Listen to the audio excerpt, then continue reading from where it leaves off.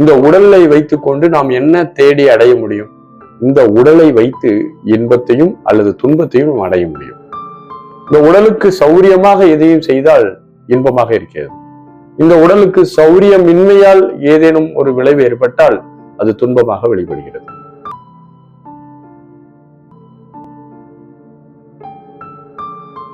அனைவருக்கும் அன்பான வணக்கங்கள். மனித வாழ்வில் ஒவ்வொரு உயிர்களுக்கும் ஒரு தேடல் இருந்து கொண்டே இருக்கிறது. சிலருடைய தேடலானது உடல் அளவில் உள்ள தேடலாக இருக்கும். சிலருடைய தேடலானது மனதில் அவர்கள் கொண்டிருக்கக்கூடிய நோக்கத்தின் தேடலாக இருக்கும். ஒரு சிலரின் தேடல் ஆன்ம தேடலாக இருக்கிறது. நம்முடைய உண்மையான தேடலை நாம் எவ்வாறு நிறைவு செய்வது? ஒவ்வொரு மனிதனுக்கும் ஒவ்வொரு தேடல் இருப்பது போல மனித குலம் அனைத்திற்கும் காமனா பொது வெளியில் ஒரு தேடல் இருக்கிறது. இதை நாம் புரிந்து கொள்ள வேண்டும். தேடல்னா என்னன்னே நமக்கு தெரியல, அல்லது உண்மையா நம்ம எதை தேடுவது? நாம் அழிந்து போகக்கூடிய ஒவ்வொன்றையும் தேடிக்கொண்டிருக்கிறோம். இந்த உடலை வைத்துக்கொண்டு நாம் என்ன தேடி அடைய முடியும்? இந்த உடலை வைத்து இன்பத்தையும் அல்லது துன்பத்தையும் நாம் அடைய முடியும். இந்த உடலுக்கு சௌரியமாக எதையும் செய்தால் இன்பமாக இருக்கிறது. இந்த உடலுக்கு சௌரியமின்மையால் ஏதேனும் ஒரு விளைவு ஏற்பட்டால் அது துன்பமாக வெளிப்படுகிறது.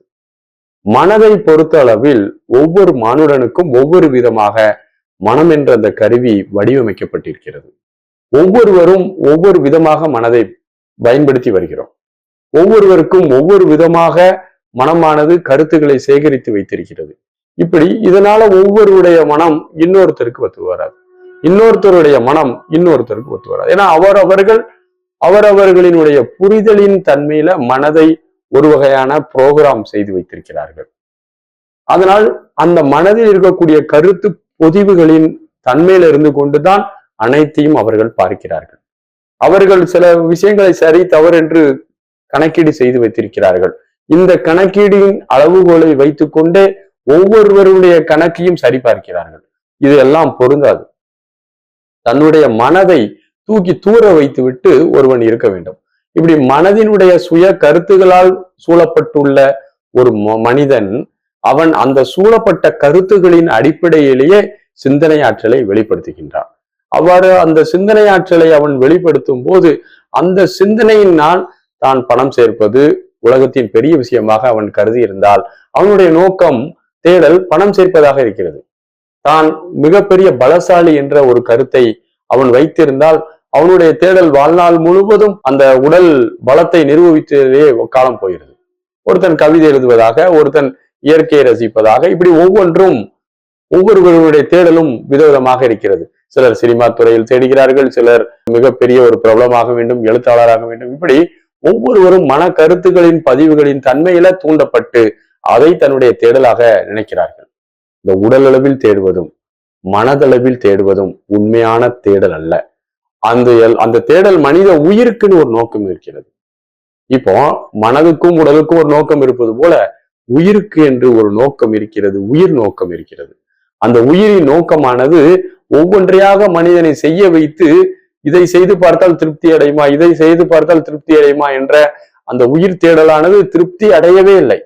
இது நாள் வரை மானுட குலம் தாய் தந்தை அவர்களுடைய அம்மா அப்பா என்று பல தலைமுறைகள் எல்லாம் செய்து பார்த்தும் திருப்தி பெறாத காரணத்தினால்தான் மனித சமுதாயம் நகர்ந்து கொண்டே இருக்கிறது. எதை கொடுத்தால் அந்த தேடல் நிறைவடையுமோ அந்த இடத்தை கொடுப்பதுதான் உண்மையான தேடல்.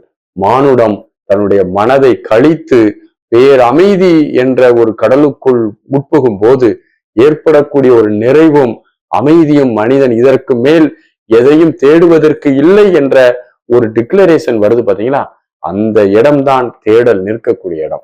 தேடுவதற்கு ஒன்றும் இல்லை, வெறுமன அமைதியாக சும்மா இருந்தாலே போதுமானது என்ற அந்த நிறைவு பெற்ற ஒரு மனநிலையை ஒரு மானுடன் வெளிப்படுத்தினால் அந்த தேடலானது முழுமையான தேடலாக இருக்கிறது. அதுவே உண்மையான தேடல் என்பதை யாவரும் புரிந்து கொள்ள வேண்டும்.